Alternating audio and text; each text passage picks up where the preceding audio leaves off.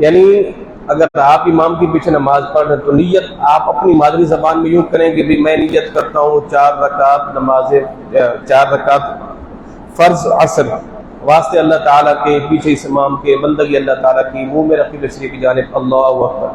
اب اگر اس کو آپ لفظوں میں نیت کریں گے تو اس کے اندر یوں کرتے رہیں گے۔ اب ظاہر امام نے اللہ اکبر کہہ کے ثنا پڑھ کے قرات شروع کر دینی ہے، تو اب آپ کو ثنا پڑھنے کا موقع نہیں ملے گا۔ اگر آپ نیت کرتے رہو گے تو نیت دل کے ارادے کا نام ہے۔ آپ گھر سے آئے ہیں، کہاں جا رہے جی؟ عصر کی نماز پڑھنے، بس نیت ہو گئی ہے، اتنا ہے۔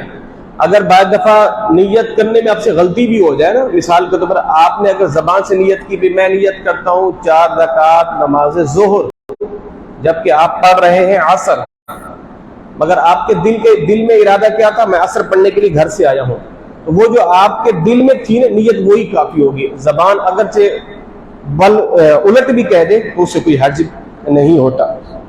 تو اس لیے نیت دل کے ارادے کا نام ہے، بس دل میں طے ہونا چاہیے کہ میں یہ نماز پڑھ رہا ہوں۔ اچھا، جیسے نماز تراویح ہے، اب آپ ہر 2 رکعت کے بعد تو نیت نہیں کریں گے نا، بس آپ نے نیت کر لی بھی میں 20 رکعت نماز تراویح پڑھ کے جاؤں گا، یا پڑھنے کے لیے آیا ہوں، یا میں پڑھ رہا ہوں، بس نیت ہو گئی۔ اب ہر 2 کے بعد آپ کو نیت کرنے کی حاجت نہیں ہے، بس امام نے جیسے اللہ اکبر کہنا ہے آپ نے ثنا پڑھنی ہے اور قرات کو آپ نے سماعت کرنا ہے۔ ہاں، اگر زبان سے کہہ بھی لیتے ہیں تو مستحب ہے۔ اچھا جی، اسی طرح نیت میں تعداد رکعات میں بندہ بھول سکتا ہے۔ اگر آپ ظہر عصر پڑھ رہے ہیں، آپ کے زبان منہ سے نکل گیا بھی میں 3 رکعت 2 رکعت جبکہ 4 رکعت ہے، تو اگرچہ تعداد رکعات میں غلطی بھی ہو جاتی ہے تو اس سے کوئی حرج نہیں ہے۔ اچھا جی، اسی طرح نیت کرنے کے بعد اللہ اکبر کہہ کے ہاتھ ناک کے نیچے باندھنا چاہیے۔ نیت اور تکبیر تحریمہ کے بیچ کوئی اجنبی کام نہیں ہونے۔ مثال آپ نے نیت کی میں عصر کی نماز پڑھ رہا ہوں، نیت کرنے کے بعد پھر آپ کسی کام میں مشغول ہو گئے، اس بعد پھر آپ نے کہا اللہ اکبر، تو یہ درست نہیں ہے۔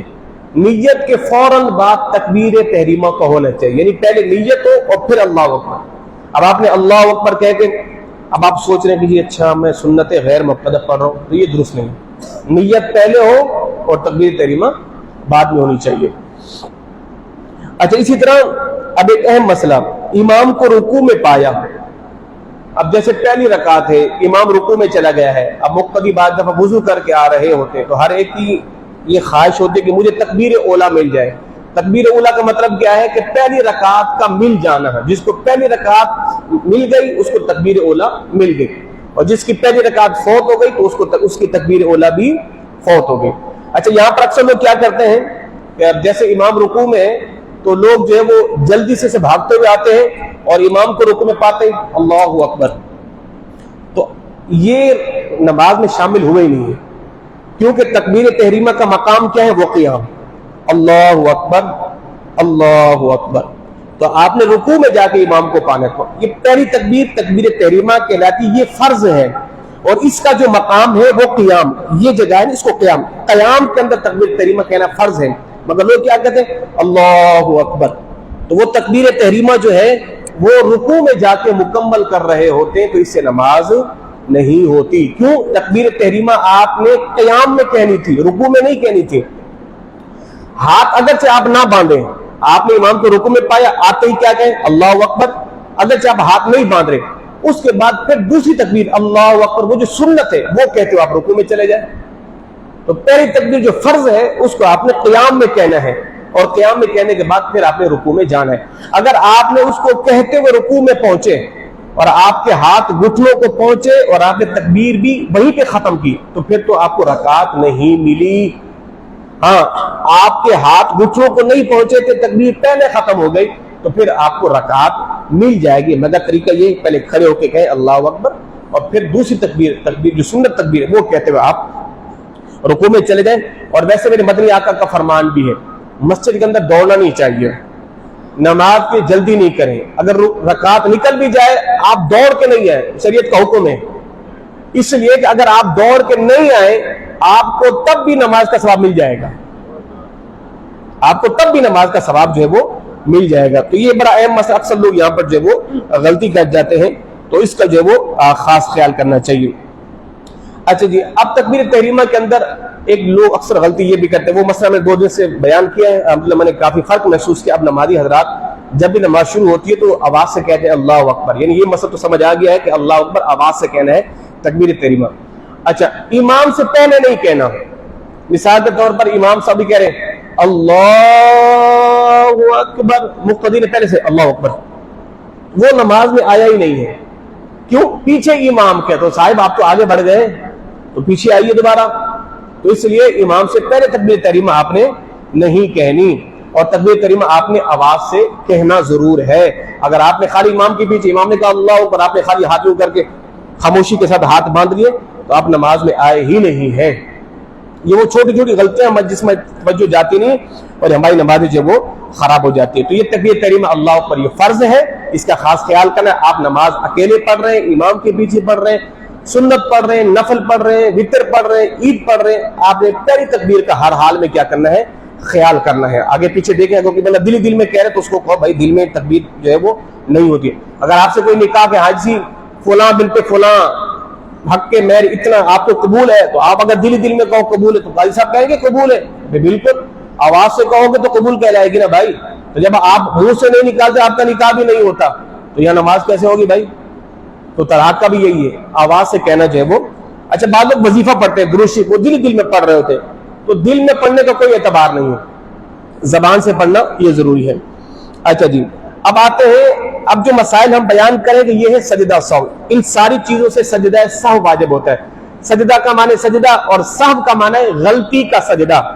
نماز کے اندر اگر ہم سے کوئی غلطیاں ہوتی ہیں تو ان غلطیوں کا ازالہ کیا ہے کہ آخر نماز میں ہم 2 سجدے اضافی کریں گے، وہ ہماری غلطیوں کا ازالہ، ہماری غلطیوں کا کفارہ ہو جائیں گے، اسے ہم کہتے ہیں سجدہ سہو۔ تو سجدہ سہو کا طریقہ پہلے سماعت کر لیں۔ طریقہ یہ ہے کہ آپ اتحیات میں جب بیٹھیں گے تو اتحیات پڑھ کے ایک طرف سلام پھیریں گے۔ اگر آپ درود شریف بھی پڑھ لیتے تو بہتر ہے، اگر آپ اتحیات کے بعد درود شریف پڑھ لیتے ہیں تو بہتر ہے۔ یہ دونوں چیزیں پڑھنے کے بعد آپ ایک طرف سلام پھیریں اور پھر 2 سجدے کریں اور پھر دوبارہ سے اتحیات، درود شریف اور دعائے معصورہ پڑھ کے آپ سلام پھیر دیں۔ دونوں طرف سلام آپ نے نہیں پھیرنا۔ اگر آپ نے بھول کر دونوں طرف سلام پھیر دیا نماز تو آپ کی ہو جائے گی مگر گناہگار کہلائیں گے۔ اگر جان بوجھ کر پھیرا تو گناہگار بھی کہلائیں گے اور آپ کی نماز بھی نہیں ہوگی، آپ کو دوبارہ نماز پڑھنی ہوگی۔ آئیے جناب، پہلی صورت جس میں سجدہ سہو واجب ہوتا ہے قاعدہ اخیرہ۔ ایک ہوتا ہے قاعدہ اولا اور ایک ہوتا ہے قاعدہ اخیرہ۔ اب جیسے نماز عصر ہے نا، جو پہلا اتحیات پڑھتے ہیں اس کو کہتے ہیں قاعدہ اولا، اس کو کیا کہتے ہیں؟ بولے قاعدہ اولا۔ اب جو دوسرا اتحیات پڑھتے ہیں اس کو کہتے ہیں قاعدہ اخیرہ۔ کیا کہتے ہیں؟ سمجھ آ رہی ہے؟ جو پہلا قاعدہ ہے نا قاعدہ اولا وہ ہے واجب، وہ کیا ہے؟ اور جو آخری ہے وہ ہے فرض۔ آخری کیا ہے؟ فرض۔ اگر واجب چھوٹ جائے تو آخر میں ہم کیا کریں گے؟ سجدہ سہو کریں گے۔ آخر میں کیا کریں گے؟ سجدہ سہو کریں گے۔ اچھا، اب اگر جیسے آپ نماز عصر پڑھ رہے تھے یا امام صاحب پڑھا رہے تھے، اب وہ قاعدہ اولا کیے بغیر کھڑے ہو گئے، کیا ہو گئے؟ کھڑے ہو گئے۔ ہاں، اگر وہ بیٹھنے کے قریب تھے تو بیٹھ گئے، اگر کھڑے ہونے کے قریب تھے تو وہ کھڑے ہو جائیں۔ واپس آنا بولو نہیں ہے، واپس آنا نہیں ہے۔ کیوں؟ ہم جو کھڑے ہو گئے نا وہ کھڑا ہونا فرض ہے۔ یہ جو صورت ہے نا اس کو کہتے ہیں فرض۔ اور اتحیات، پہلا اتحیات پڑھنا کیا ہے؟ واجب ہے۔ کیا ہے؟ فرض کا مقام زیادہ ہے، واجب کا مقام فرض سے کم ہے، تو فرض سے واجب کی طرف بولو نہیں آئیں گے۔ آپ کھڑے ہو گئے تو کھڑے ہی ہو جائیں گے، پلٹ کے نہیں آئیں گے۔ آخر میں کیا کریں گے؟ سجدہ سہو۔ اچھا جی، آپ قاعدہ اخیرہ میں تھے یا قاعدہ بلکہ قاعدہ اولا؟ قاعدہ اولا میں حکم یہ کہ آپ اتحیات پڑھ کے کھڑے ہو جائیں، مگر آپ نے بھول کے کیا پڑھ لیا؟ اللہم صلی علی، اور آپ کو یاد آ گیا تو فوراً کیا کریں گے؟ کھڑے ہو جائیں گے اور سجدہ سہو نہیں کریں گے۔ سجدہ سہو اگر آپ نے ایک لفظ بڑھا دیا اللہم صلی علی محمد پڑھا، آپ کو یاد ہے کہ جناب میں تو کھڑا ہونا ہے، تو اب آپ کیا ہو جائیں گے؟ کھڑے ہو جائیں گے اور آخر میں سجدہ سہو کریں گے۔